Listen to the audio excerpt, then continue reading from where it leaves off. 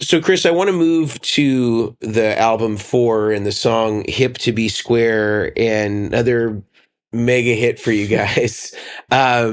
Tell me about how this song came about. Was this one that you were also a writer on, or was... No, I didn't write this one. This was written by Bill Gibson, our drummer. Okay. Yeah, he wrote a few songs for us, which is great. Because everybody was writing songs. Yeah. Bill wrote a few for us. He wrote this one and Forest for the Trees and a couple others, some off the first album.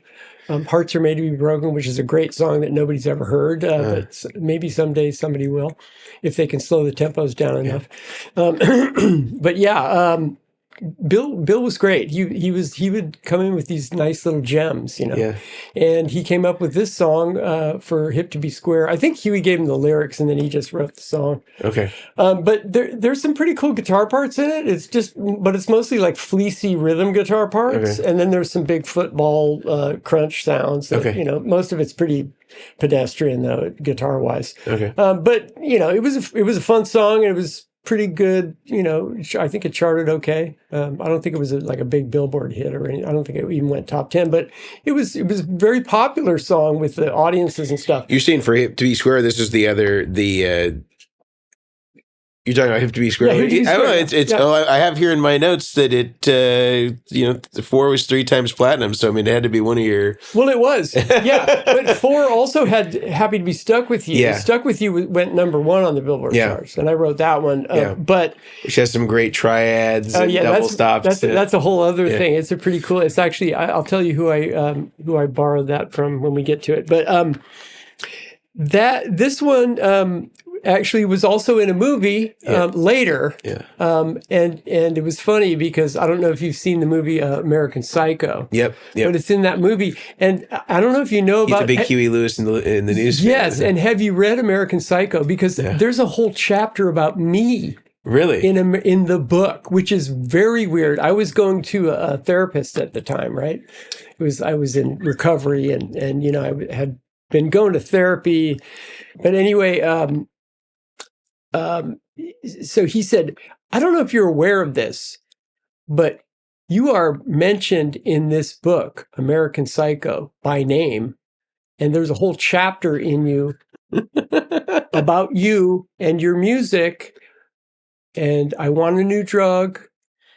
And Whitney Houston is also mentioned in the same chapter, which is bizarre. I mean, you got to go back and read the book. The chapter. It's just weird that he talks about me and about Huey Lewis in the News and about how, because he was going through this thing where he was talking about 80s music and how much he loved it and everything, and then ended up, murdering people while he was listening to the music and stuff. So it's very bizarre. And Huey was like really kind of a little reluctant to let them use the song. Yeah. He let them use the song, and then I think he saw the movie, and he was not a fan of those kinds of movies. So, but I mean, there's no harm in getting a song in a movie. Right. Never hurts. It's been very, very good to me. So I didn't have a problem with it.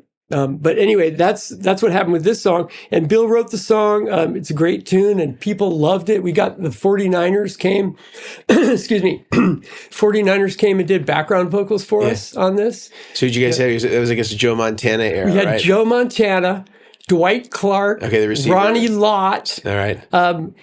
Ricky Ellison. Okay. Oh, man, it was freaking awesome, man. It was so good. Who else was there? Was Roger Craig there? I can't remember if he came. I don't know if he came or not, but it was great. Wow. It was so much fun having those guys hanging out. They're just awesome. Did this also have Tower of Power as horn section? Yes, it did. And Tower of Power, I was like a super Tower of Power fan.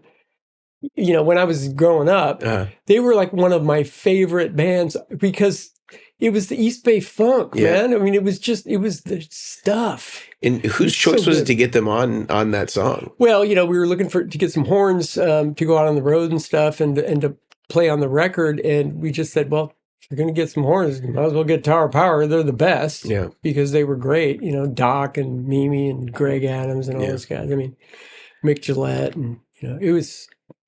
And Mark Russo was with him for a while, and we never had Lenny Pickett because he had already gone to Saturday Night Live. Okay. When you were in the studio, was it tracked live as a band, or were people kind of siloed, or how would an ordinary session work for a Huey Lewis so what song? we would do is we'd go in. Basically, what the idea was just to get a good drum sound. So that was first and foremost. So, we spent a lot of time, getting the drums in the room where we want them, getting the mics up and, getting sounds on the drums, because that's what it was all about. Yeah. And then we would all get together in the room with amps in other spots because we didn't want any bleeding on the microphones and any of that stuff. So everything was like all the keyboards and the amps were all out of the room.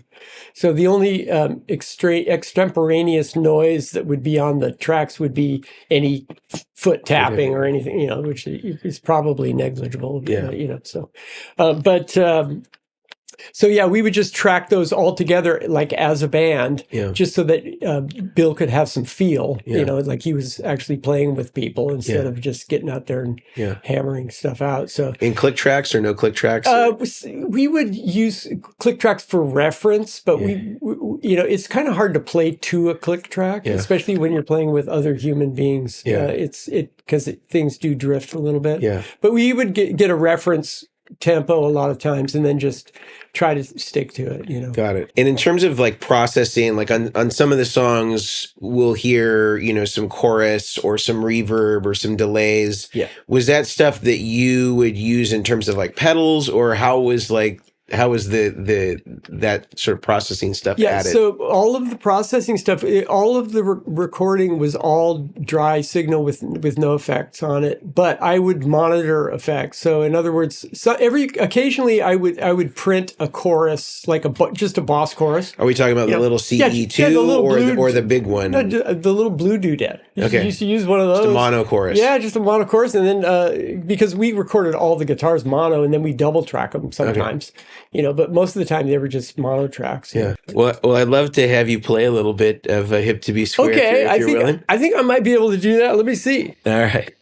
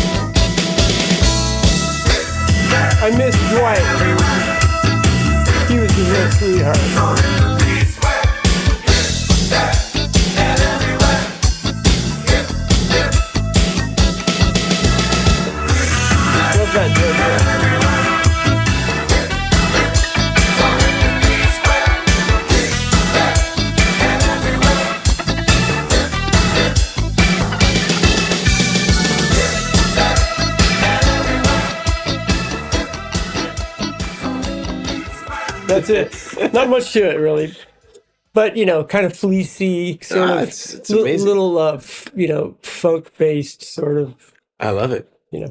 I love it. And it's all the stuff is super purposeful. Like whenever I listen to your guitar parts, part of the reason that I appreciate it so much and revere what you do is like it's so deliberate for the song. It's not overdone, and it's that restraint is so difficult to program into yourself as a guitar player. Yes, because there's a lot of other stuff in pop music besides guitars, and some guitar players are lucky enough to work in a band where it's a lot of guitar, and that's great. But our band wasn't really like that. Yeah. But there were a couple of the songs were a little bit more guitar oriented, So, but yeah, stuff like this, I mean, it's really just a supportive role. Yeah. So you just kind of have to play something that's not going to get in the way.